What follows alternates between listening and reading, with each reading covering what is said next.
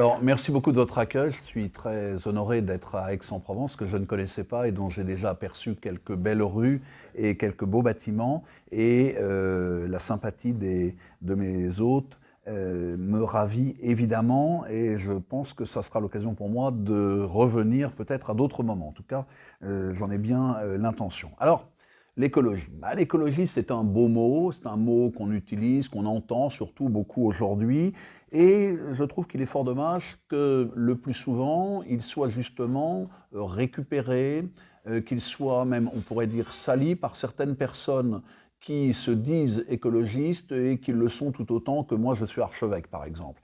Et l'écologie aujourd'hui semble être quelque chose de très punitif, toujours dans la sanction, dans le dogme, dans le partisan, et je rajouterais dans l'écriture inclusive. Or, ce n'est pas vraiment l'esprit de l'écologie en tant que telle. Et du coup, vous savez que l'Action française, et que le mouvement maurassien en général, est très attaché au sens des mots. Au sens des mots, parce qu'on n'utilise pas un mot pour un autre, on essaye d'avoir le mot juste, ce qui fait que parfois on n'est pas toujours très bien compris, parce que notre système, notre régime de communication, notre république éducative, elle joue souvent sur l'ambiguïté, sur le flou, sur des grands mots, des grands principes, et souvent l'éducation nationale, c'est souvent grands mots, grands principes, mais petites vertus. Et c'est un petit peu la même chose pour ces écologistes qui, en définitive, eh bien, donnent une bien mauvaise image de ce qu'est l'écologie, c'est-à-dire au-delà de la science, de l'étude des éléments naturels ou autres et de l'environnement, qui est aussi la volonté de préserver ce qui est, ce qui nous a été donné et dont nous sommes, je dirais, des transmetteurs. L'Action française a toujours insisté sur le fait que nous étions société, nous faisions société, que nous étions des héritiers.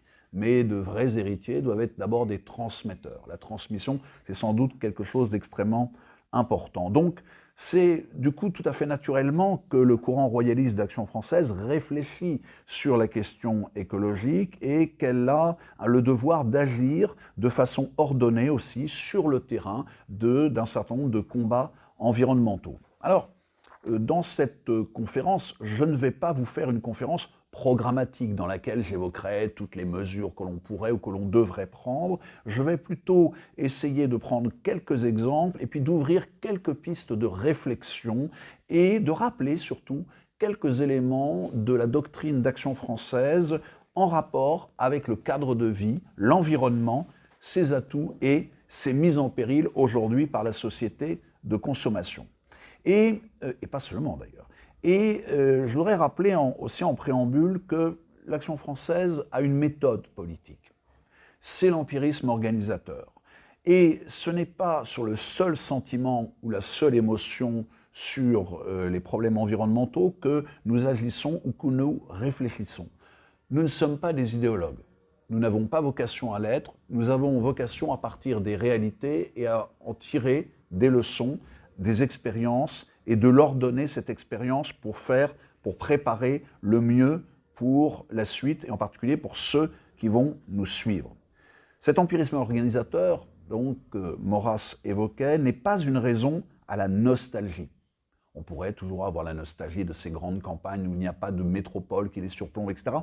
Nous vivons dans un monde où il y a des métropoles. Nous vivons dans un monde où la communication est de plus en plus importante. Nous vivons dans un monde énergivore.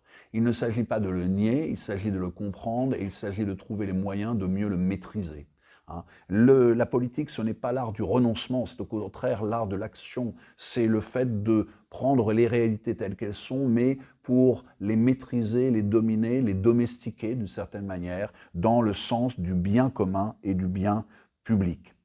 Alors, c'est donc l'empirisme organisateur une obligation à la réflexion et à l'action appropriée, et non pas à l'idéologie.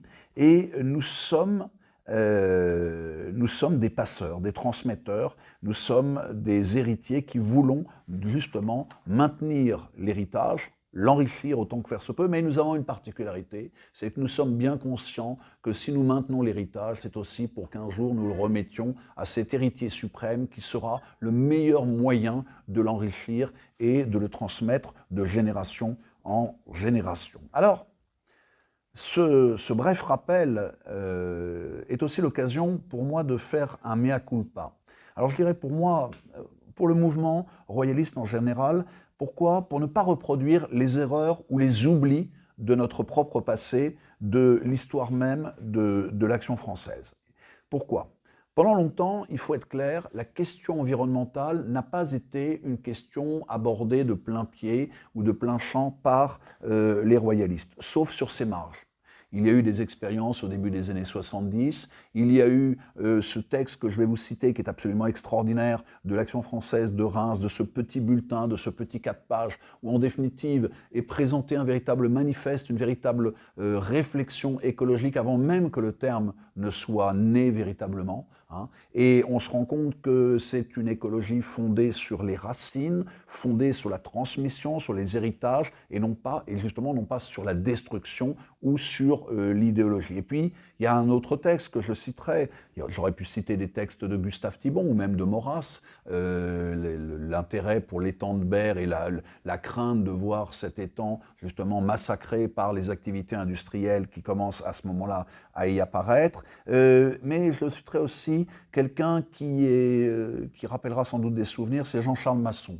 Je dois beaucoup à Jean-Charles Masson. Je ne l'ai jamais rencontré, je ne l'ai jamais connu, je ne l'ai que lu.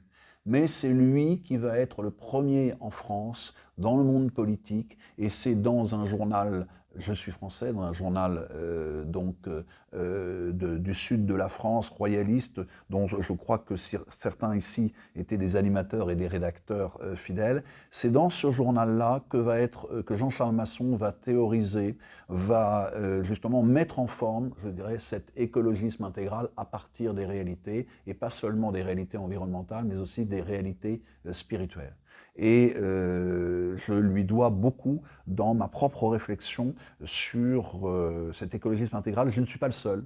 Il a irrigué d'ailleurs quelques mouvements, comme par exemple, on parlait tout à l'heure du Gard, de l'action sociale corporative. Nous avions titré à nouveau sur l'écologisme intégral, bien avant que ce terme d'écologie intégrale ou d'écologisme intégral ne soit utilisé par l'Église, par le pape, dans l'encyclique de 2015.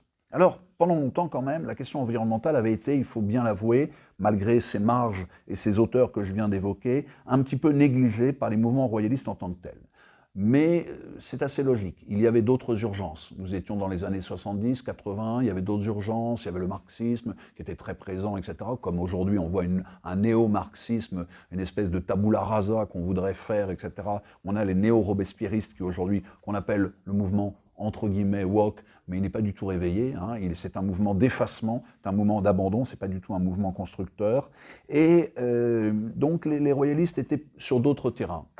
Ça ne veut pas dire que pour autant tous négligeaient cette question environnementale. Par exemple, du côté de Nantes, quelques vieux chouans se battaient dès les années 70-80 contre un projet qui est resté projet longtemps avant que de devenir un lieu d'affrontement, c'était l'aéroport de Notre-Dame-des-Landes. Et les royalistes ont la mémoire longue. Notre-Dame-des-Landes, en 1793-94, avait déjà été un élément de la résistance vendéenne, de la résistance chouane à la République, aux Bleus.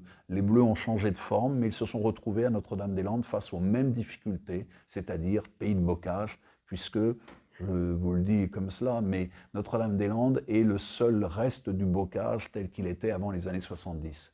Le lieu devait devenir un aéroport, devait être goudronné, si bien que les agriculteurs du lieu n'ont pas cultivé, n'ont pas abattu les haies, n'ont pas abattu les fossés, n'ont pas comblé les fossés, et en définitive, le reste de bocage, c'est ce lieu qui devait être transformé en aéroport. C'est je dirais des curiosités de l'histoire. En tout cas, les collections d'aspects de la France, les publications étudiantes de l'Action française jusqu'à une période récente montrent peu d'allusions à l'écologie ou aux combats environnementaux, voire très peu.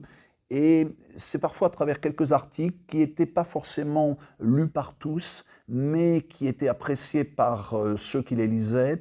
Les articles de Paul Séry, de son nom Jean-Clair Davenne, qui était le chroniqueur agricole d'Aspect de la France et de l'Action française, et qui était un grand,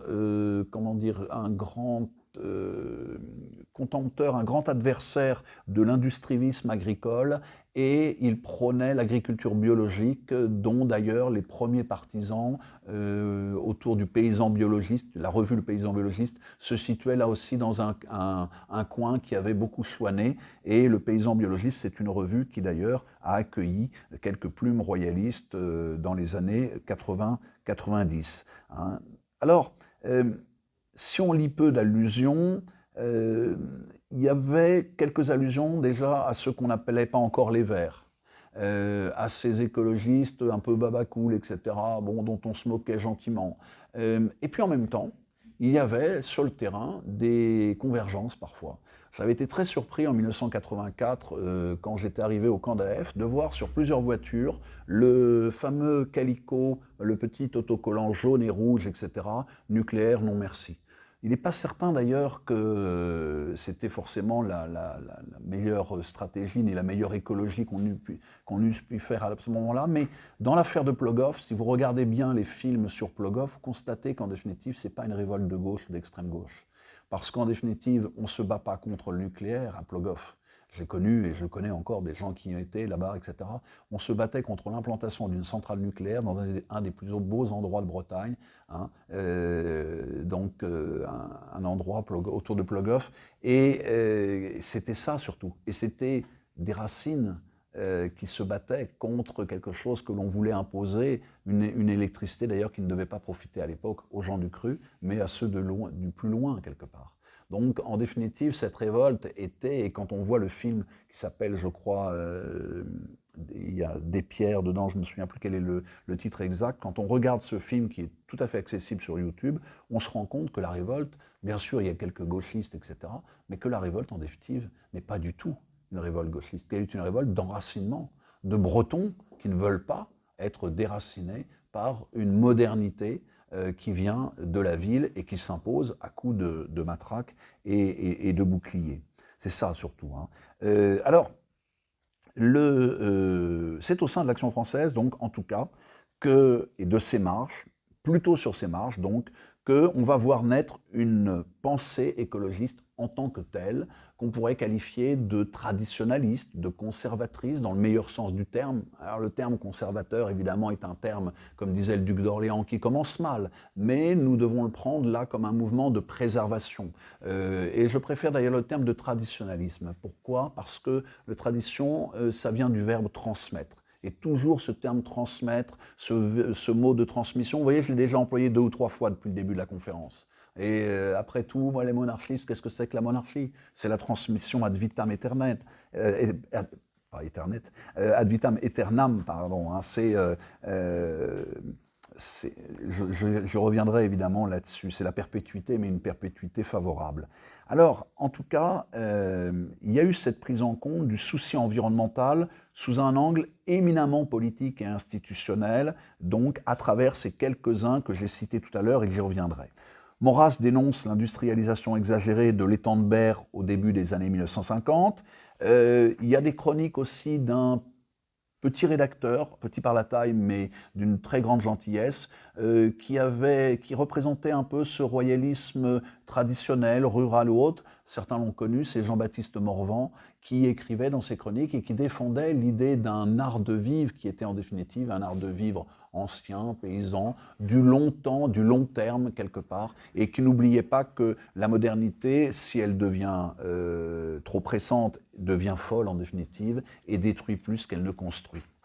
Alors, il y avait aussi la dénonciation par Pierre Debray d'une technobureaucratie, ou plutôt d'une bureau-technocratie, hein, il ne faudrait pas que l'inverse, déracinée, et d'une société de consommation déracinante. On avait à travers les textes de Debray déjà une critique très forte de la société de consommation que l'on va retrouver ensuite à la base de l'écologisme intégral d'Action française. Il y a 2 textes majeurs que je vais vous citer néanmoins, de l'Action française sur la question environnementale dans les années 1970 et 1980. Le texte que je vous ai évoqué tout à l'heure, d'une grande densité politique, publié par un bulletin royaliste, le bulletin d'AF Reims, au début 1971, et qui va pouvoir me servir un petit peu de fil directeur pour cette conférence. Et l'autre texte, que je vous ai déjà évoqué, tout aussi fondamental, et j'espère qu'un jour il va être publié, d'ailleurs c'est prévu d'ailleurs, dans publié donc dans Je suis français, donc ce fameux texte de Jean-Charles Masson. Alors, l'écologie intégrale, le terme vous revient en mémoire, peut-être parce que, au-delà de Jean-Charles Masson, c'est surtout l'encyclique Laudato Si du pape François qui a remis au goût du jour cette formule. Et qui d'ailleurs, quand on lit le texte lui-même, Laudato Si, je ne parle pas du reste, etc., eh bien, reprend en gros les grandes lignes de Jean-Charles Masson. Je tiens à dire d'ailleurs que cette encyclique a donné naissance à un livre de Frédéric Rouvillois, La clameur de la terre, les leçons politiques du pape François, où vous avez une dizaine ou une quinzaine de pages qui évoquent la monarchie comme la véritable écologie intégrale. C'est la première fois qu'on retrouve dans la grande, dans les publications d'une grande maison d'édition, enfin d'une maison d'édition en tout cas qu'on trouve dans toutes les librairies, qu'on voit donc un panégyrique de la monarchie comme la transmission, comme l'écologie par excellence, et je le citerai peut-être tout à l'heure. Alors, en tout cas, il y aura d'autres textes dans l'époque. Gérard Wetzel, par exemple, pour le MRF, il y aura même une brochure du MRF sur l'écologie. Il y aura les articles et les campagnes de la Nouvelle Action française pour sauver Paris, déjà. Et pourtant, il n'y avait pas encore Hidalgo. Mais aujourd'hui, c'est plus que sauver Paris, là, surtout avec les Jeux Olympiques. Et puis, il y avait des publications proches de l'Action française ou proches des milieux royalistes, comme Le Paysan biologiste ou comme L'As de Trèfle. Et puis, il y a eu des brochures, des revues royalistes qui, dans les années 2000-2010, se sont saisies à nouveau, de plein pied, de plein champ, comme j'aime bien dire, de la question environnementale. Il y a eu Les Épées, par exemple, que certains ont bien connu, Les Épées, qui était une revue d'Action française, des jeunes d'Action française, qui fait un numéro face à l'idéologie de la croissance infinie, changer de cap vite, et qui évoque la possibilité d'une décroissance intelligente. Pas d'une espèce de truc des Khmers verts, etc., où ils voudraient, je dirais, empêcher tout le monde même de manger de la viande, mais je dirais, une réflexion véritablement sur le moyen de changer de paradigme, d'aller au-delà de la mondialisation, de la métropolisation, de les dénoncer et de retrouver une certaine raison environnementale et écologique. Et puis, je vais montrer aussi la revue de la SC. Alors, l'Action française, à chaque fois qu'elle s'est penchée sur l'écologie, elle l'a fait de façon intéressante, comme le montre d'ailleurs aujourd'hui la publication d'une petite brochure que vous aviez dans l'entrée, que je vous conseille, sur quelle écologie pour demain, qui est une bonne base de réflexion et de travail, et que je vous incite aussi à lire, à travailler, et puis même à compléter, voire à critiquer. Ce document avait été conçu justement comme posant les bases d'une réflexion écologiste royaliste d'Action française. Alors, attention, s'intéresser aujourd'hui au souci environnemental, j'emploie le terme de souci environnemental, c'est un peu comme Boutan qui parlait de la politique comme souci. Donc, s'intéresser aujourd'hui au souci environnemental, ce n'est pas un effet de molle, ce n'est pas un coup de com'. On n'a d'ailleurs pas grand-chose à y gagner dans ce sens-là. C'est une nécessité politique et c'est une nécessité vitale. L'actualité récente est d'ailleurs plein d'événements qui montrent que l'environnement est un enjeu. Et il faut, après tout, l'AF a joué souvent un rôle de Cassandre avant la guerre. Je me rappelle de cette phrase de Léon Daudet, le 1er février 1933, dans l'Action française. Hitler vient d'arriver au pouvoir l'avant-veille, et il met « Nous ne sommes plus séparés d'une guerre d'extermination que par l'épaisseur d'un papier à cigarette ». Terrible. Vous lisez l'éditorial, vous pouvez le retrouver par BNF, Gallica, en tapant l'Action française 1er février 1933. L'Action française a souvent joué un rôle de Cassandre.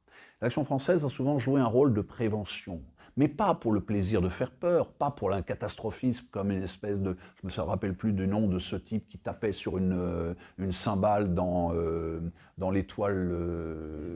voilà, l'étoile mystérieuse de Tintin, etc. Non. Si nous voyons les catastrophes, ce n'est pas pour nous dire « Ah là là, nous sommes perdus ». C'est pour dire « Nous pouvons vivre, nous devons vivre, Nous devons espérer, nous devons combattre. L'espérance, c'est le désespoir surmonté, disait Bernanos. Et Maurras disait, un peu comme un écho, le désespoir en politique est une sottise absolue. Eh bien, c'est la même chose pour la question environnementale. Et l'action française, de ce côté-là, ne cesse de prévenir, mais pas seulement de prévenir, elle combat aussi un certain nombre d'éléments qui vont dans le mauvais sens, quelque part. N'oublions pas que l'action française, son grand objectif, c'est le bien commun, c'est le bien public. Elle a même fait un journal, le bien commun d'ailleurs. Hein. C'est l'idée que la France doit vivre et nous survivre d'une certaine manière et même prospérer. Nous ne sommes pas des déclinistes, nous ne sommes pas des défaitistes, sinon nous ne dirions pas le désespoir en politique est une sottise absolue. Nous sommes des gens qui voulons le meilleur pour notre pays, avec tous ses atouts et avec toutes ses faiblesses. Nous ne sommes pas là encore des idéologues. Alors, je ne vais pas faire un catalogue des problèmes environnementaux contemporains, parce qu'il tiendrait plus du bottin que du prospectus, aujourd'hui. Hein. Il y a toutes les questions que l'on voit autour des problèmes climatiques, avec un certain nombre de débats d'ailleurs. Hein. Mais il faut bien comprendre que ce qui va nous importer, au-delà de ces problèmes, etc., dont nous ne savons pas encore tout à fait les tenants et les aboutissants, mais nous voyons les effets, au-delà de ces problèmes, il s'agit de penser, je dirais, les grands problèmes de la pollution marine, atmosphérique, terrestre, de la stérilisation des terres. Aujourd'hui, c'est assez triste. Quand je vais à Villepreux, que je donne un coup de bêche dans la terre de Villepreux, eh bien, il n'y a rien dessous. C'est une terre qui va faire pousser du maïs ou des choses comme ça, mais il n'y a pas de vie à l'intérieur. C'est une terre morte. Ce sont les engrais, ce sont ce qu'on met dedans qui va permettre de faire pousser les choses. La terre est morte. Il n'y a plus de radicelles, il n'y a plus de larves, il n'y a plus de lombriques. Et même le philosophe, l'écrivain libéral Gaspard Koenig a fait un très beau livre d'ailleurs sur cette disparition des lombriques, cette crainte de voir effectivement la Terre arrêter de respirer, parce que la Terre, elle respire. Hein. Ce ne sont pas les engrais chimiques qui la font respirer, c'était toute cette vie que nous ne voyons pas et qui rappelle que justement notre société est une société déracinante. Il n'y a plus de racines, il n'y a plus de radicelles, il n'y a plus de vie sous la Terre. Or c'est la vie sous la Terre, c'est la vie de nos ancêtres qui nourrit la vie aujourd'hui de la France et qui devrait nous inspirer pour demain. Alors, il s'agit de poser ces questions environnementales, et il faut aussi savoir raison garder. Ni déni, ni catastrophisme. Il y a un royaliste, François Gerlotto, qui a fait un livre très intéressant qui s'appelle « Cataclysme ou transition », l'écologie au pied du mur, et qui rappelle bien cela. Nous sommes des hommes, des êtres de raison, et même s'il n'emploie pas le terme, il utilise vraiment l'empirisme organisateur, ni déni, ni catastrophisme. Là encore, il faut éviter la désespérance, mais politique d'abord. Et c'est pas inintéressant d'ailleurs de voir qu'aujourd'hui, le Comte de Paris vient de faire coup sur coup 2 grands manifestes écologiques, et il appelle à une espèce de mobilisation pour une écologie politique. Alors, on voit bien qu'en lisant le Comte de Paris, il ne s'agit pas du tout de rejoindre les Verts ou de quelques folies avec écriture inclusive appropriée. Non, pas du tout. Inappropriée d'ailleurs en l'occurrence. Alors, je vais m'appuyer sur les 2 textes d'Action française évoqués précédemment, en rappelant tout de même que lors de leur parution, leur écho, leur retentissement a été plutôt faible, malheureusement, dans les milieux d'Action française. Il y a eu quelques éditions, mais vous voyez, ça a couvé pendant des années, et puis tout d'un coup, quelques personnes les ont retrouvés, ces textes. Hein, et puis tout d'un coup, on s'est dit, mais bien sûr, on cherchait une formalisation de ce que nous pensions et ce que nous disions depuis longtemps, on les avait en fait dans notre propre héritage. Parfois, il faut ouvrir les armoires, et c'est dans les greniers aussi que l'on trouve des malles au trésor. Alors, c'est un peu dommage d'ailleurs que l'AF ait un petit peu loupé le coche dans les années 70-80, parce qu'au même moment, au Portugal, il y avait le Parti populaire monarchique qui faisait campagne sur l'écologie. Ça a été un des premiers partis écologistes du Portugal, ça a été les royalistes du PPM, qui existe d'ailleurs encore. Alors, je voulais vous lire justement quelques extraits de cette... alors, j'ai dû les mettre là, excusez-moi, de cette fameuse brochure de... Ah, alors, toujours le problème, vous savez ce que c'est, quand on cherche les textes, et pourtant je l'ai mis de côté, j'ai tellement bien mis de côté que je ne le retrouve pas. C'était le texte... Ah, excusez-moi pour cette interruption non prévue de... je l'ai annoté, je l'ai même montré à quelqu'un tout à l'heure, donc il est bien quelque part par là. C'était le texte de l'AF Reims, etc. Je suis désolé de cette... c'est du direct, comme dirait l'autre. Hein. Ah, bon, alors là, je ne sais plus où je l'ai mis. Bon, bref. Et ben, si, évidemment, il est là, il est à côté de moi. Je l'avais bien sorti, vous voyez. Hein, donc voilà. Alors, je vais vous lire juste quelques extraits, je ne vais pas tout vous lire, parce qu'évidemment, ça serait fastidieux, etc. Et puis le but, ce n'est pas de faire une conférence longue, fastidieuse, académique, c'est de vous montrer quelques éléments de réflexion, quelques pistes. Voilà ce qui est écrit dans ce texte. C'était un 4 pages, avec juste AF, bulletin, Reims, etc. Pendant longtemps, les déchets industriels de toutes sortes ont été déversés dans l'atmosphère, dans les cours d'eau, les océans, considérés comme des gouffres sans fond. Aujourd'hui, en bien des points du globe, ces poubelles sont pleines et commencent à déborder. On est en 1971. Il évoque là la société de consommation, le gaspillage, les pollutions, et ce qu'on appelle aussi, d'ailleurs, un peu plus loin, le continent de plastique. Ainsi, les grands lacs américains sont biologiquement morts, c'est tout à fait vérifié aujourd'hui. L'émotion provoquée par le désastre du Torrey Canyon, alors là, le Torrey Canyon, ça ne rappelle plus grand-chose à grand monde, parce qu'il y a eu la Moco Cadiz entre-temps, il y a eu l'Erika, le Prestige. Le Torrey Canyon, c'est un de ces grands pétroliers qui s'est échoué au large de la Bretagne. La Bretagne a été servie. Pendant longtemps, on dit qu'elle n'avait pas d'autoroute sur Terre, mais qu'on déversait le goudron au large de la Bretagne. On a connu quand même un nombre incroyable de marées noires. Ça a provoqué d'ailleurs une prise de conscience très forte en Bretagne par rapport à cette question des pollutions et de la destruction du monde marin.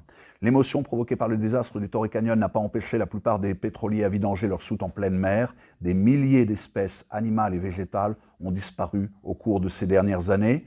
Les insecticides utilisés par milliers de tonnes se révèlent être de puissants poisons, la perte de la biodiversité. Vous avez là tous les problèmes. En 71, il évoque tous les problèmes que nous connaissons aujourd'hui. Il y a tout. Je ne vais pas vous faire la liste, mais il y a tout. C'est absolument... Les emballages en plastique qui font fureur aujourd'hui ne sont pas réintégrables dans le cycle naturel et continueront à flotter sur les océans pendant des millénaires. C'est ce qu'on appelle le 7e continent, c'est le continent de plastique, etc., etc. On a tout. Tout ceci n'est guère réjouissant et conduit en général le lecteur non informé aux limites de l'angoisse. Essayons d'analyser le problème d'une façon scientifique. Donc on voit que là, on a une dénonciation de cette société de consommation, de la mondialisation, de la pollution, du fait que les hommes du moment, en fait, sont en train de dépenser tout le capital fait par les générations précédentes.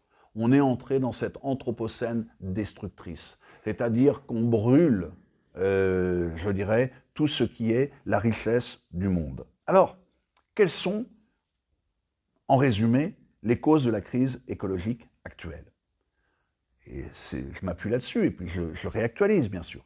C'est une industrialisation sans fin, sans frein. Industrialisation qui déjà était dénoncée par les monarchistes au XIXe siècle. Paul Bourget a un texte très intéressant, assez court, sur ce qui se passe au-delà de la Manche. On a quelques textes qui évoquent justement ces fumées très dangereuses pour les populations. Et puis on a un texte que j'ai trouvé il y a quelques années d'un certain Godard. Je ne sais pas s'il est royaliste, mais pas l'impression qu'il soit vraiment très républicain. Il cite Joseph de Maistre, etc. Et il dénonce l'industrialisation agricole, déjà. Et il dit, on a tué les oiseaux. On a tué les oiseaux, etc.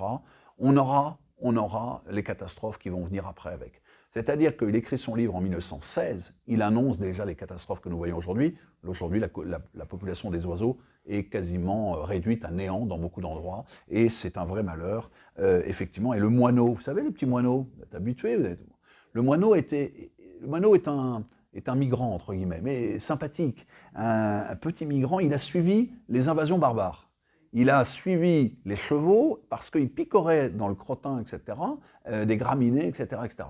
Et le moineau s'est installé donc sur notre continent à partir du 5e siècle de notre ère.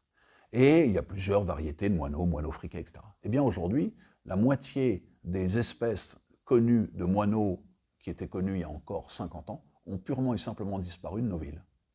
Il y a beaucoup d'endroits où ils ont été remplacés par des espèces plus invasives, comme les pigeons, les corneilles, et pire plutôt, les fameuses perruches vertes. Par exemple, à Versailles, nous sommes complètement envahis. Ces fameuses perruches vertes qui tuent les écureuils, qui tuent les passereaux, les mésanges, etc., etc. Bon, voilà, c'est une des conséquences de la mondialisation aussi. Hein. Alors, j'évoquais l'industrialisation sans frein, l'oubli des limites terrestres. Ça, je crois que c'est quelque chose que nous devons reprocher beaucoup à cet esprit démocratique qui ne vit que dans le moment, ou dans de 5 ans en 5 ans. C'est l'oubli, je dirais, du temps long. Et on consomme, on consomme, on consomme, on consume, d'une certaine manière, la planète en même temps. Les anciennes traditions, c'était produire pour consommer. Là, on consomme pour produire, et on consume la planète, et on a aujourd'hui une telle pression sur les énergies fossiles qu'on nous annonce qu'elles vont disparaître d'ici quelques décennies. Alors je vous ferai une petite remarque là-dessus d'ailleurs. Il y a une grande escroquerie sur l'affaire des voitures électriques. La voiture électrique est une création d'ailleurs assez française. En 1898, au Salon de l'Automobile, premier salon de l'automobile de Paris, l'illustration, on fait un article dessus, il y a 3 modes de locomotion.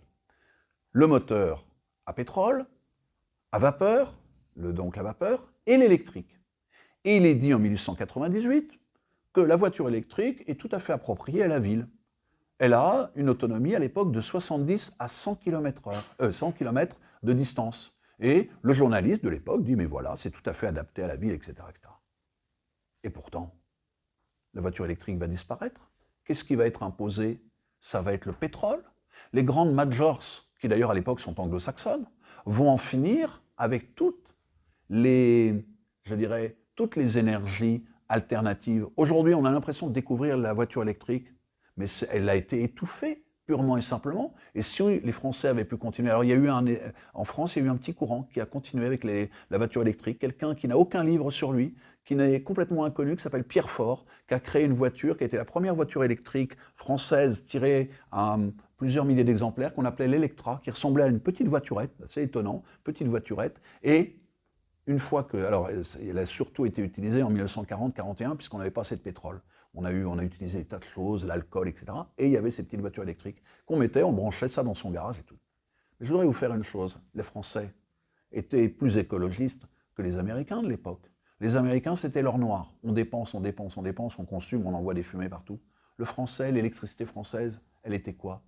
Elle était totalement renouvelable à l'époque.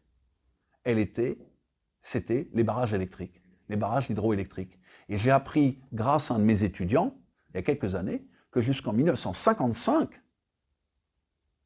l'électricité française était à majorité renouvelable. Vous voyez, en définitive. Et là encore, la République n'a pas su penser le lendemain. Elle a pensé à court terme, à un terme de 10, 15, 20 ans. Elle n'a pas pensé dans l'immensité des siècles. Si, là, je me dis qu'il y a quelque chose quand même d'incroyable, parce qu'en 1900, on avait tous les atouts pour ne pas connaître les problèmes que nous connaissons aujourd'hui, et pour faire des voitures électriques qui auraient sans doute résolu le problème des batteries, qui aujourd'hui sont extrêmement polluantes, hein, de l'autonomie, et puis de tous les autres problèmes qu'on a aujourd'hui, et ben pendant un siècle, on a regardé le pétrole sortir de terre, on l'a utilisé, etc.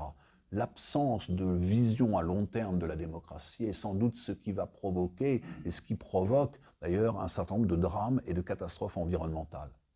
Et c'est aussi ça qui me met très mal à l'aise. Il y a une remarque que je voulais vous faire aussi. La transition écologique, sur laquelle j'ai beaucoup travaillé avec mes élèves, etc., se trompe aujourd'hui complètement de stratégie. Et à nous de le dire quand même. La voiture électrique aujourd'hui, eh bien, on est en train de basculer vers la voiture électrique. Bon, on nous dit très bien, on va arrêter de polluer. Mais ce n'était pas vrai. Parce qu'on était en train d'arriver à un moment où l'efficacité énergétique du pétrole devenait de plus en plus importante. Pas tout à fait, évidemment, infinie, mais de plus en plus importante. Et qu'on faisait des moteurs thermiques qui polluaient de moins en moins. Or, On disait, mais parce que comme ça, on va plus polluer, et puis on va arrêter de toucher à toutes le pétrole, tout ce qui est dans la terre, etc. Ce qu'on continue à faire d'ailleurs, sans barguigner, si ce n'est pas les Européens qui le font, c'est les autres qui le font. Le problème, c'est que un de mes collègues a eu la bonne réflexion, il m'a dit, on a vidé la terre pendant 2 siècles du pétrole, du gaz, du charbon, maintenant, on va la vider de tous ces minerais, etc. C'est-à-dire que la transition énergétique et écologique est en train de commettre les mêmes erreurs que celles qui ont été faites au moment de l'industrialisation et en pire.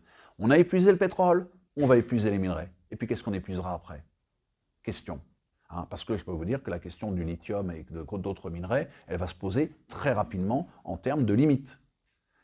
Les royalistes n'oublient pas que nous vivons sur une terre avec des nations, avec des mers, des océans, qui a des limites. Nous savons, et ne serait-ce que par la monarchie même, le fait que nous soyons royalistes, nous savons que le roi naît, vit et meurt, et qu'un autre naît, vit et meurt, etc. Nous savons que c'est une longue suite des temps. Nous connaissons pratiquement tous les rois depuis Pharamond Ier. Enfin, c'est ce qu'on disait. Lors des Candèves, on levait son verre à tous les rois de France. Et certains avaient la bonne idée de commencer par Pharamond Ier, qui n'a sans doute d'ailleurs jamais existé. Mais ce qui nous faisait arriver à 70 rois. Évidemment, certains n'arrivaient même pas aux Capétiens. Ceux qui arrivaient aux Bourbons étaient dans un état déjà fort avancé ou alors avaient forcément triché. Bref, donc nous avons une mémoire longue. La démocratie n'a pas cette mémoire longue.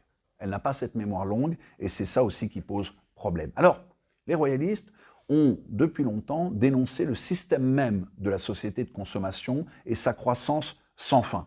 Et Pierre Debray en particulier, dès les années 68, il fait un certain nombre de textes après mai 68 où il évoque justement cette société de consommation qui en définitive s'avère être une société de consommation et qui s'avère arriver bientôt à un obstacle, à des impasses, etc. La société de consommation, c'est vraiment quelque chose que nous devons, je dirais, nuancer, critiquer, contester, parce que, comme je vous l'ai dit, son mécanisme, c'est consommer pour produire, quand avant on produisait pour consommer. Et consommer pour produire, ça veut dire la néophilie permanente, le renouveau permanent. Le téléphone portable est quelque chose d'absolument inutile, me disait un gendarme il n'y a pas longtemps. Il me disait, c'est inutile, sauf pour les secours, sauf pour des choses d'urgence vitale, ça peut être utile, évidemment. Mais aujourd'hui, est-ce qu'il est utilisé pour ça? Moins de 1% des cas. 99%, c'est devenu une espèce de petit carcan intellectuel. Et je le vois avec nos élèves, on a cette difficulté à les décrocher de cette... Ils sont captifs de 200 grammes. Et je leur dis, mais c'est pas très écologiste. Votre téléphone, c'est en moyenne 100 kilos de matière première pour faire 200 grammes. C'est beaucoup quand même. Voilà. Et on est en train d'épuiser tout ça pour profiter en oubliant que il ne s'agit pas de tout empêcher ou interdire, au contraire, je ne veux pas de ça, mais simplement, c'est qu'on oublie la mesure. Et la société de consommation, elle oublie la mesure. Elle est toujours dans la démesure, dans l'hubris. Il faut toujours consommer plus. Un téléphone, aujourd'hui, la durée de mode, entre guillemets, d'un téléphone, c'est 18 mois. Et on passe à un autre. Alors moi qui suis avec un vieux téléphone qui a presque 10 ans, on me regarde comme si j'étais un dinosaure. Et quand je dis même que jadis, on avait des téléphones qui étaient accrochés au mur et qu'on décrochait, etc., on me regarde, mais qu'est-ce que c'est? Vous ne pouviez pas vous promener avec votre téléphone? Non, c'était un peu compliqué. Et on n'était pas tout le temps pendu à celui-ci. Bon, il y avait aussi moins d'accidents d'ailleurs liés au fait que les jeunes regardent leur téléphone, même en traversant. Et devant le lycée, c'est une bagarre constante pour leur faire éteindre leur téléphone, au moins le temps de passer le passage pour piétons. Alors, nous condamnons le système de la société de consommation. Nous ne condamnons pas la consommation. Attention, ne confondons pas. C'est le système que nous condamnons et c'est la démesure. Nous condamnons aussi l'individualisme de masse. Un homme, un consommateur. Quand certains d'entre nous étions jeunes, nous avions une télévision au bar d'à côté. Nous allions voir les rencontres de balle au pied, de rugby ou de cyclisme de manière assez conviviale. Or, la société de consommation, c'est l'individualisme de masse. Qu'est-ce qu'il faut faire? Une télé pour chacun. Résultat des courses, on a multiplié le nombre de télés, on a multiplié le nombre de matières premières nécessaires, on a multiplié le nombre d'énergie nécessaires, etc. Et en définitive, on arrive à d'immenses gaspillages et en même temps au fait que les gens ne font plus corps. Faire nation, c'est aussi vivre des choses ensemble. De plus en plus, les gens les vivent avec des amis virtuels. Alors, c'est en tout cas la non-limitation du désir consommatoire que nous pouvons dénoncer et que l'Action française, d'ailleurs, ne se gênera pas pour dénoncer. La société de consommation, elle repose sur la séduction, la tentation permanente, et il faut avouer qu'il est parfois difficile de lutter contre cela. Alors, il y a eu, il y a quelque temps, un entretien très intéressant avec un philosophe, Peter alors j'ai toujours beaucoup de mal à le dire, Sloterdijk, qui est paru dans Le Point au mois d'août, qui précise les responsabilités humaines anthropiques dans la crise écologique contemporaine. Il considère que nous sommes entrés dans la zone critique en brûlant ce que l'on appelle la forêt souterraine. Les forêts souterraines qui ont mis 80 millions d'années à devenir du pétrole, etc.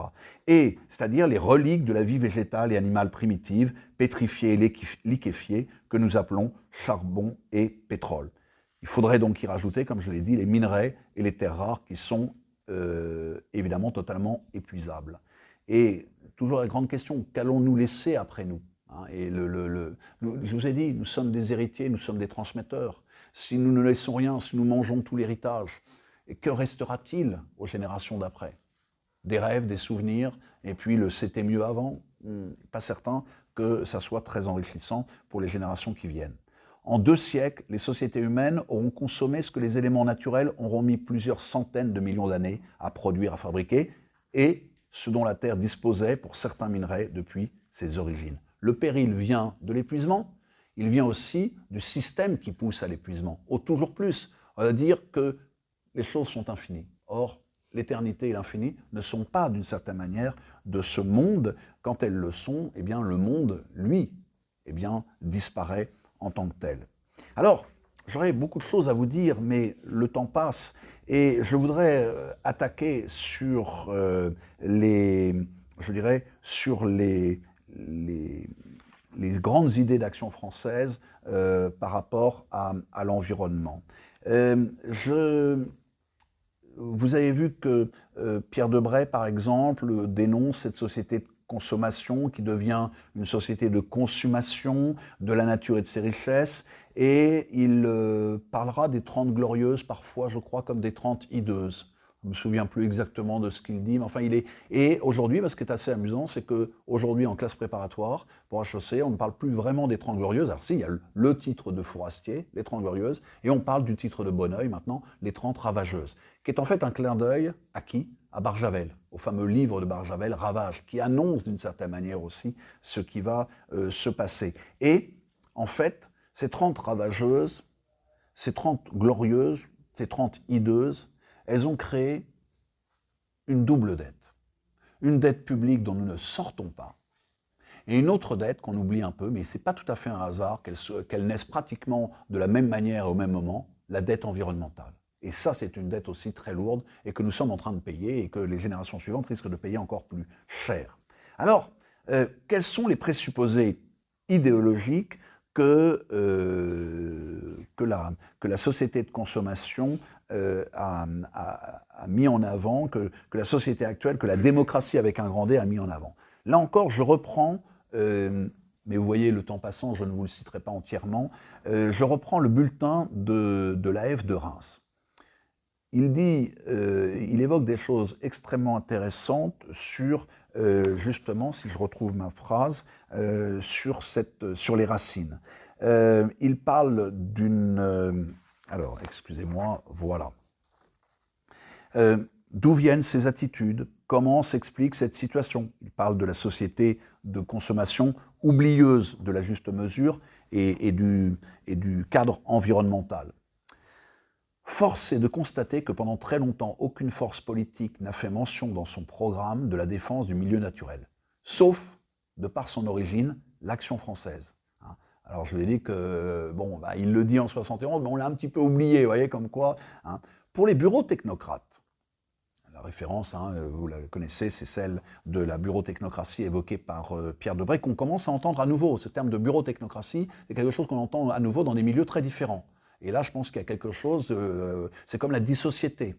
La dissociété est un terme qui est né dans les milieux contre-révolutionnaires, c'est Marcel de Corte, c'est le philosophe Marcel de Corte. Maintenant, on le trouve même chez LFI.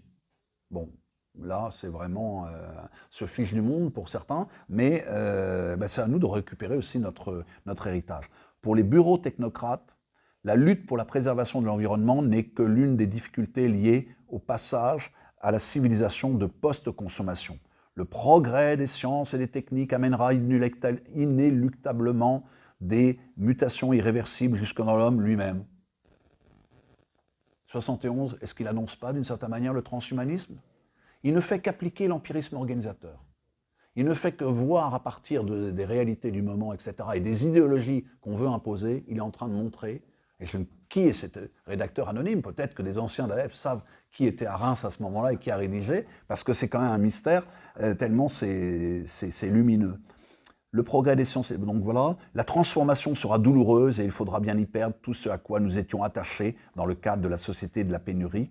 C'est ainsi que certains envisagent froidement la suppression totale de toute agriculture. C'est marqué noir sur blanc en 71, la suppression totale de toute agriculture. Qu'est-ce qu'on est en train de vivre en ce moment? Et qu'est-ce qu'on voit comme réaction?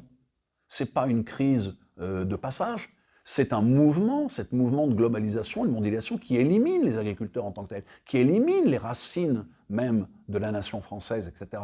Robert Redeker a fait un très bel article il y a quelques semaines dans Le Figaro où il parlait d'une crise de la transmission et d'une crise de civilisation, ce qu'a dit exactement de la même manière, enfin pas de la même manière, mais en tout cas dans les mêmes termes, Pierre Vermeuren, deux auteurs qui, pour Redeker, qui a lu Mao dans sa jeunesse, a beaucoup lu Mao dans sa jeunesse, et qui aujourd'hui lit Maurras et ne s'en cache pas. Donc, c'est la chimie. Alors, c'est ainsi que certains envisagent froidement la suppression totale de toute agriculture, la chimie pouvant subvenir à nos besoins alimentaires, la suppression des campagnes, puisque la population du monde sera telle que la ville s'étendra partout. Mondialisation, métropolisation, globalisation, c'est exactement ce que nous vivons aujourd'hui. Là encore, connaître les réalités, les connaître pour être capable justement de les changer, de les transformer dans le sens le plus fort du terme. Pour répondre, c'est la réponse d'Action française de 71. Il nous faut élargir le débat. La nature est faite pour l'homme. Tel est l'esprit de la réforme et du capitalisme. La richesse matérielle acquise sur Terre est le seul moyen pour l'homme de se persuader qu'il possède la grâce. Pour y parvenir, tous les moyens que nous donne Dieu sont bons. La destruction de la nature est un droit inaliénable. Là, il fait référence aux idées de Luther. L'extermination des Indiens et des bisons s'est faite Bible en poche. On peut fort bien inonder le monde de gaz toxiques si l'argent que procure cette noble activité de l'héroïque entreprise permet l'achat d'une installation privée d'air conditionné. Donc il y a une condamnation là, terrible, d'une certaine manière, de la logique de cette société. En fait, c'est un peu ce que disait Max Weber dans l'éthique protestante et l'esprit du capitalisme. Alors, je pourrais continuer encore longtemps, mais il faut qu'on aille un peu plus avant pour, en tout cas, voir que la nature est la victime d'un système. Elle n'est pas la victime seulement des hommes. J'entends dire souvent que c'est l'homme qui est le coupable. Non, c'est un système qui fait de l'homme un prédateur sur la nature. Pendant très longtemps, l'homme s'est servi de la nature et la nature le servait. À partir du moment où l'homme oublie cette formule, on ne commande à la nature qu'en lui obéissant, il devient une espèce de démiurge qui croit être capable de se passer de la nature et faire de la viande sans viande. Bon. Or, on sait très bien que peu à peu, on tombe dans un délire que certains, d'ailleurs, écrivains, ont évoqué bien avant aujourd'hui, Orwell, Huxley, et même d'une certaine manière Ruffin, je ne parle pas de François Ruffin, je parle de Christophe Ruffin dans Globalia. Alors, je vais passer un petit peu vite sur certaines choses, pour évoquer cet autre élément fort de l'action française, c'est l'écologisme intégral de Jean-Charles Masson. Parce que j'ai évoqué le constat, j'ai évoqué l'état des lieux, j'ai évoqué quelques-unes des causes. Il faudrait aller beaucoup plus loin, évidemment. Et maintenant, il faut voir quelles sont les réponses. L'écologisme intégral de Jean-Charles Masson va beaucoup plus loin qu'une simple réponse économique ou sociétale. Nous ne disons pas économique d'abord, nous ne disons pas société d'abord à l'Action française. Nous mettons les moyens, la politique comme moyen d'abord, mais pour des fins plus hautes qui peuvent être d'ailleurs économiques ou civilisationnelles. Jean-Charles Masson définit une politique et une anthropolitique que l'on peut qualifier de maurassienne. Et je dirais qu'il y a un texte qui est sans doute à l'origine, je dirais, d'une prise de conscience écologique d'un certain nombre de militants maurassiens. C'est un texte auquel on ne pense jamais et qui me semble être un des textes les plus écologistes qui soit, c'est l'inégalité protectrice. Vous le connaissez tous, enfin tous, peut-être pas tous, mais presque. Le petit poussin brise sa coquille, il lui manque peu de choses pour dire « je suis libre », mais au petit homme il manque tout, etc. Ce texte de l'inégalité protectrice est un texte qui justement prend en compte les réalités, prend en compte les inégalités, prend en compte ce qui est. Et c'est sans doute un des textes qu'on devrait mettre la prochaine fois en introduction d'une étude sur l'écologie d'Action française. Alors, quelle définition Jean-Charles Masson donne-t-il de ce qu'il nomme l'écologisme intégral, qui est d'ailleurs un clin d'œil au nationalisme intégral de Maurras? Notre écologisme n'est pas... Alors, je vais retrouver cette fois-ci, je vais essayer de ne pas le... Je l'ai évidemment, comme d'habitude. Alors, Jean-Charles Masson, c'est quelqu'un que j'ai photocopié de 1000 fois, et évidemment, je ne retrouve pas le texte, décidément, j'ai pas de chance, il y a des jours comme ça. Aïe, aïe, aïe. Il y a des jours comme ça. Non, je ne le retrouve pas. Bon, j'ai heureusement quelques notes, mais j'aurais bien aimé vous le citer directement, parce que j'apparais plutôt comme un pilleur que comme un... Ah ben, évidemment, il est là, à nouveau. Vous voyez, quand on veut ranger les choses, on les range tellement bien que... Bon. Alors, notre écologisme n'est pas... Il parle de notre écologisme, il parle des royalistes, pardon. Notre écologisme n'est pas compris dans les limites d'une défense de la nature d'inspiration rousseauiste. Qu'on refleurisse demain toutes les cités dortoirs de France et de Navarre, on n'aura pas pour autant supprimé la pitoyable condition morale des familles qui s'y y entassent. L'écologisme intégral est la défense de l'homme total tel que le définit la tradition latino-chrétienne. Aux interrogations de la nature éternelle, les prométhéens orientaux ont répondu en évacuant la société.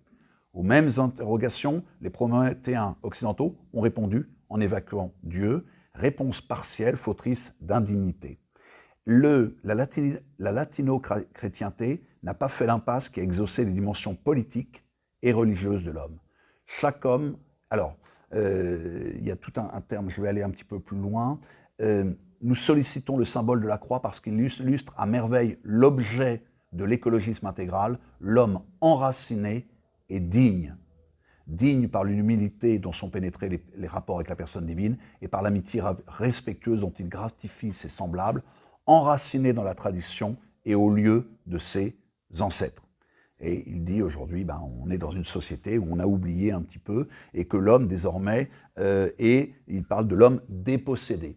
Un terme que emploie d'ailleurs Christophe Guilly dans un récent livre et qui effectivement pose problème. Alors, pour la réponse purement politique, là encore, nous pourrons nous référer donc au bulletin d'Action française. Et puis, je rajoute évidemment le très beau texte de Frédéric Rouvillois de 2015 dans ce livre qui est une analyse politique. Et en fait, il évoque les uns et les autres, ils évoquent la monarchie. Ils évoquent la monarchie comme la solution, je dirais, aux questions que se posent ceux qui veulent préserver la planète et la vie sur celle-ci. Et alors, je vais vous le citer directement, ça va être plus simple.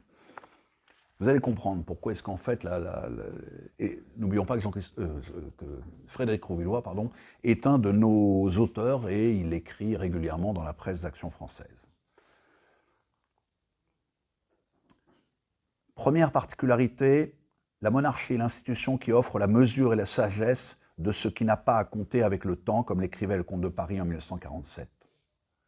De fait, la royauté, par définition même, entretient avec le temps un rapport qui n'a rien à voir avec celui de la démocratie. Les rythmes ne sont pas les mêmes, puisqu'ils sont ceux de la vie humaine, ceux de la nature, et non pas ceux d'échéances électorales se succédant à un rythme effréné. Alors que la démocratie valorise la brièveté, moi je dirais presque l'immédiateté, consommer maintenant et puis oublier après, eh bien, la monarchie se situe dans le temps long, le chef de l'État n'étant au fond que le fils du précédent est le père du suivant. De là, un rapport très particulier avec l'écologie, puisque les dommages infligés à la nature à un moment donné seront subis indéfiniment par la famille royale, laquelle n'a ni le moyen de se défausser sur d'autres, ni celui de déguerpir et de s'installer à l'autre bout du monde, dans un endroit où les désastres écologiques n'ont pas encore eu lieu. Le roi, à cet égard, est l'inverse de la sauterelle. À ce titre, la royauté est foncièrement conservatrice au sens propre du terme, c'est-à-dire qu'elle conserve ce qui existe, qu'elle le défend, étant là pour cela. Et alors, je continue juste, je ne vais pas tout vous lire, parce que c'est vraiment... sans doute la monarchie n'est-elle pas rétive au changement, l'histoire le démontre suffisamment. Ce qu'elle a tendance à récuser, en revanche, c'est le changement pour le changement. Or, c'est la logique même de la néophilie de la société de consommation. On va vous faire changer de téléphone alors qu'il fonctionne très bien le précédent. Mais on va vous faire changer parce qu'il y a une nouvelle application qui ne vous servira pas, ou peu. Voilà. Donc, la monarchie, c'est l'inverse. La monarchie, donc ce qu'elle a tendance à récuser, en revanche, c'est le changement pour les changements. À ses yeux, celui-ci n'a pas de valeur en soi, et il n'y a aucune raison de changer lorsque les choses vont raisonnablement bien.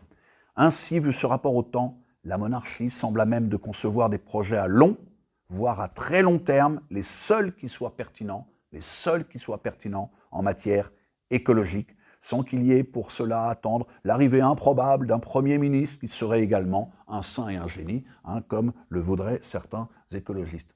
En fait, la monarchie, c'est l'écologie intégrale, c'est le moyen de préserver ce qui doit être préservé. Alors, est-ce que les royalistes aujourd'hui sont présents dans les luttes environnementales? Oui, ils le sont.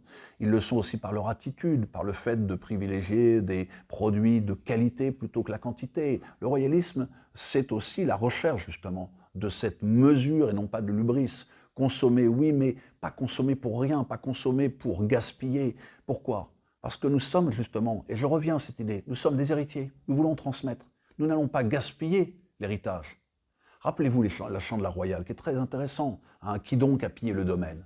On a pillé le domaine français. On est en train de piller le domaine planétaire. Et justement, les royalistes disent, il ne faut pas piller. Il faut économiser pour mieux transmettre. Il faut pérenniser ce qui doit l'être, etc. Le long terme, c'est vrai que la monarchie, elle est sur le long terme. On connaît tous les rois qui ont précédé depuis une éternité, etc. La plupart, dans la démocratie, on est en train d'oublier même celui qui est son voisin, même celui qui est son ascendant ou son grand-père, etc. Sauf s'il survit un peu plus longtemps. Et donc, justement, la monarchie, c'est la réinscription de l'environnement dans le temps long. C'est l'enracinement. J'ai tendance à dire que la monarchie, d'une certaine manière, c'est un peu l'arbre. Les racines, on ne voit pas ce qu'il y a. Pourtant, elles sont là et elles permettent à l'arbre de vivre. Et plus le tronc est fort, plus les branches seront vigoureuses et les feuilles et les fleurs belles. Et je crois que la monarchie, c'est d'une certaine manière ce véritable symbole de l'arbre. On disait du chêne, etc.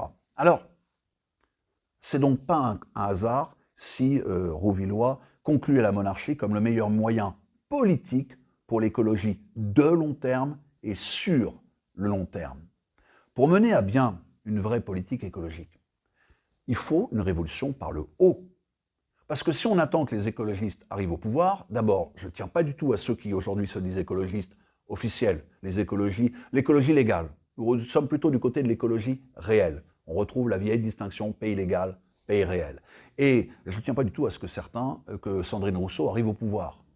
L'écriture inclusive, non merci. Et puis bref, et tout le reste. Mais il faut une révolution donc par le haut. Par le haut, c'est-à-dire par le sommet, par l'État, par un État qui s'inscrive dans le temps long. C'est le philosophe Michel Serres, qui est pourtant pas royaliste, il n'est plus de ce monde d'ailleurs, peut-être qu'il n'a pas eu le temps de conclure, qui évoquait en tout cas dans un entretien radiophonique l'intérêt d'avoir des politiques sur le long terme au-delà des 25 et 30 ans. Avec la monarchie, c'est d'une certaine manière l'éternité renouvelable. Énergie et éternité renouvelable, si je puis dire. De plus, un roi a l'obligation de transmettre en France à son successeur un patrimoine préservé et, si possible, renforcé et agrandi. En fait, la monarchie à transmission héréditaire, c'est ce que dit Rouvillois, est fort exigeante en ce domaine. il y a une sorte d'obligation de résultat de la monarchie, une obligation à laquelle elle ne peut se soustraire au risque de perdre une grande part de sa crédibilité et pire, de sa légitimité fondée sur le service rendu. C'est aussi un État qui, de par le mode de désignation de la magistrature suprême, est l'antithèse du bougisme contemporain dénoncé par Pierre-André Taguieff, et c'est un État qui assure une continuité bienvenue, à ne pas confondre avec le fixisme. Le roi qui succède au roi précédent, en général, est plus jeune et d'une autre génération, avec d'autres tendances, parfois d'autres envies, d'autres ambitions, etc. Il renouvelle systématiquement l'État. Qu'est-ce qu'il y a de plus naturel, en définitive, que de prendre la nature humaine, comme le moyen de la transmission politique? Après tout, le roi est mort, vive le roi, c'est la nature même de l'homme de mourir. Et pourtant, il perdure à travers ses successeurs, ses descendants, même si on les a oubliés parfois. C'est donc pas vraiment un hasard, en fait, si l'actuel comte de Paris, comme a pu le faire jadis celui qui n'était que le prince de Galles, le futur roi d'Angleterre Charles III, s'est saisi du thème de l'écologie, non pour se teindre en vert. Non, le prince Jean n'est pas un prince vert, mais pour indiquer les directions utiles et nécessaires à une écologie française contemporaine, empirique et éminemment politique. C'est l'objet de ces deux récents manifestes. Alors, son manifeste pour l'écologie politique qui est paru au début de l'été, et puis le nouveau manifeste qu'il vient de faire au mois de décembre, dans lequel il indique que les trois volets, environnemental, social et économique, sont indissociables. Dans cette perspective, le changement de paradigme économique devient non seulement une évidence, mais une nécessité écologique. Alors, je ne vais pas vous citer tout Ah oui, voilà, c'est le texte du comte de Paris. La protection de l'environnement imposera à terme de passer d'une économie dont les ressorts sont la croissance effrénée de la production et l'accumulation à une économie dont la finalité deviendrait le plein développement des hommes. Et il cite François Pérou, que certains ont lu et connu. Et le plein développement des hommes par la satisfaction de leurs besoins fondamentaux dans le respect de leur environnement. En fait, ce que le comte de Paris délimite, en quelques mots, santé, éducation, culture, logement, conditions de travail, protection sociale et environnement, c'est ça, les besoins fondamentaux que désigne le comte de Paris. Alors, il dit ceci, qui rejoint en fait tout à fait ce que dit l'Action française depuis une éternité. Toute action environnementale devra se réaliser hors de la sphère des idéologies des partis, même écologistes. Le pays légal, non merci. L'écologie légale, ça ne marche pas. C'est une écologie punitive, de sanctions permanentes. Ce n'est pas une écologie constructive, ce n'est pas une écologie fondatrice. Et aujourd'hui d'ailleurs, l'écologie est devenue extrêmement impopulaire. C'est quand même incroyable. On devrait être intéressé par l'avenir du pays et de l'ensemble de nos pays. Aujourd'hui, l'écologie se résume justement à voir des gens excités parler de l'écriture inclusive et tout, et ça, ou à balancer de la soupe sur Monet ou sur Léonard de Vinci, et bien ça, c'est pas supportable. Et cette écologie punitive, on voit bien que les agriculteurs bio, parce que les agriculteurs bio se battent aussi contre ce qu'on voit, ce qu'on entend aujourd'hui, et bien les agriculteurs bio aussi se battent justement contre Bruxelles, etc., c'est parce qu'ils voient bien que la mondialisation, c'est quoi? C'est plus de pollution. Le kiwi qu'on va acheter en Nouvelle-Zélande, il pèse son poids en pétrole. Où est l'écologie là-dedans? Et en même temps, on empêche les circuits courts et on casse l'agriculture française. Une agriculture écologiste, c'est une agriculture de circuits courts. C'est une agriculture qui répond aux besoins. C'est une agriculture qui répond ou qui obéit au climat. On ne commande à la nature qu'en lui obéissant. Il y a une vraie demande chez les agriculteurs bio, et je peux vous dire que les agriculteurs bio, ils sont très remontés contre Bruxelles et cette écologie punitive qui, d'ailleurs, est en train de les tuer complètement parce que, du coup, on n'aide même plus le bio. La PAC, la fameuse PAC, etc., avec plein de normes environnementales, n'empêche qu'on ne paye le plus qu'à ceux qui ont des plus grandes exploitations et non pas les petites. Or, les vrais bio, ont des petites exploitations. C'est quand même le monde à l'envers. Et c'est d'ailleurs une sacrée hypocrisie de la part de l'Union européenne. Écologie punitive d'un côté, pour favoriser en définitive la concurrence de produits venus de loin et qui ne sont pas du tout écologistes. Je referme la parenthèse. Alors, en tout cas, le comte de Paris pose les fondements d'une politique environnementale de long terme, enraciné dans les territoires, les terroirs et dans le temps long des fondations et des reconstructions, dans la nécessaire transmission, dans l'esprit aussi d'une tradition qui, pour être vivante, doit être critique. Nous ne devons pas oublier justement que l'empirisme organisateur, c'est aussi voir le positif et le négatif. Il y a des choses qui ont été bien faites, d'autres qui l'ont été mal. Il ne faut pas aller vers le mal parce que ça serait l'idéologie dominante, il faut aller vers le bien, même si parfois c'est pas forcément le plus facile. En résumé, si nous sommes royalistes, c'est-à-dire écologistes intégraux, comme nationalistes intégraux, c'est aussi parce que nous sommes logiques en politique et que nous considérons que l'écologie ne peut être ainsi intégrale que par son inscription dans une politique qui n'est pas celle du simple moment, mais celle de l'éternité humaine. Pour que les générations qui nous suivent puissent dire, comme le vieux paysan de la fable de La Fontaine, « Mes arrière-petits-neveux me devront cet ombrage » et que leur monde soit aussi vivable et respirable. Alors, et je voudrais terminer là-dessus, si je retrouve ma... Voilà. C'est pas d'une simple politique écologique que la France a besoin. C'est pas d'une politique écologique en tant que telle, c'est d'un État écologique par essence, par nature, que la France a besoin. Hein. Et c'est ça qui, je crois, compte, c'est que pour qu'on ait une écologie intégrale, il faut que l'État ait la conscience d'être véritablement le protecteur, le préservateur et le transmetteur. Et une république ne peut pas le faire, même s'il y a des gens de bonne volonté chez les républicains. J'en connais. Je connais des gens qui travaillent près de M. Macron. Je connais des gens qui ont travaillé près de M. Mitterrand. C'est plus vieux. Hein. Je connais des gens qui sont de droite comme de gauche, qui ont plein de bonnes idées, plein de bonnes intentions. Mais tout est invalidé par le système même, puisqu'ils disent « Ah, on ne peut pas en parler, on est à la veille des élections. » Où est la durée? La démocratie telle qu'on la voit aujourd'hui ne repose que sur la promesse d'un meilleur, auquel plus personne ne croit d'ailleurs. Alors du coup, on ne vote plus pour, on vote contre. Et on a l'impression de construire. On ne construit pas en faisant, je dirais, des soustractions. Maurras a très bien compris que le grand problème de la démocratie électorale, c'était non pas d'additionner, c'était de soustraire. Et justement, avec la monarchie, il ne s'agit ni d'additionner ni de soustraire, mais plutôt de multiplier ce qui doit l'être, le bien, les atouts de la France, en particulier au niveau de l'environnement. La France peut être la nation plutôt qui met en avant le souci environnemental de la manière la plus importante. On a 550 000 km² de métropole. On a, avec l'outre-mer utile, 675 000 km², 1 100 000 si on compte la Terra Delhi, de quoi faire une vraie politique environnementale et qui pèse et qui serve de modèle. Écoutez, j'ai rencontré Nicolas Hulot, qui est mon voisin, il habite à Saint-Lunaire, j'habite à Lancieux, il y a quelques années.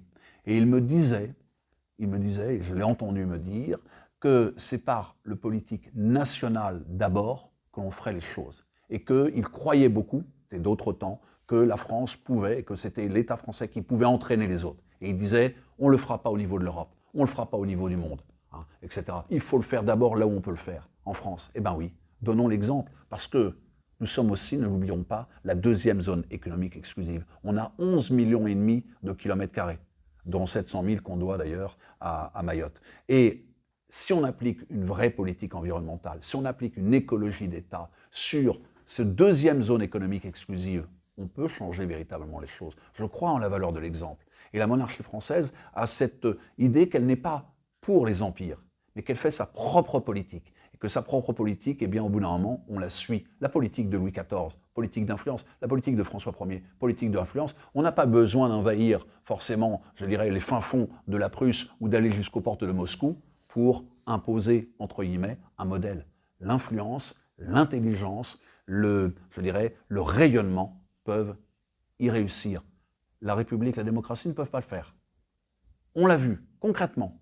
C'est même une question, on a même l'impression d'un repli sur soi et même d'un effondrement. La monarchie, justement, peut permettre ce que la République ne peut pas permettre, ne peut plus permettre, et surtout que la monarchie, elle a un bel avenir devant elle, puisqu'elle est toujours renouvelée. Le seul problème, c'est que nous sommes encore en République, et que c'est à nous, justement, de montrer tout l'intérêt d'un régime qui soit, je dirais, qui se reproduise dans l'éternité. Le roi est mort, vive le roi. hein, cette suite des générations, car nous sommes condamnés d'une manière ou d'une autre à mourir, mais ce qui nous permet l'espérance, c'est de savoir qu'il y aura des gens, des héritiers, qui récupéreront cet héritage. Faisons en sorte qu'il soit le plus beau, faisons en sorte qu'il soit le plus vert, faisons en sorte qu'il soit le mieux préservé possible pour les générations à venir. Merci de m'avoir écouté.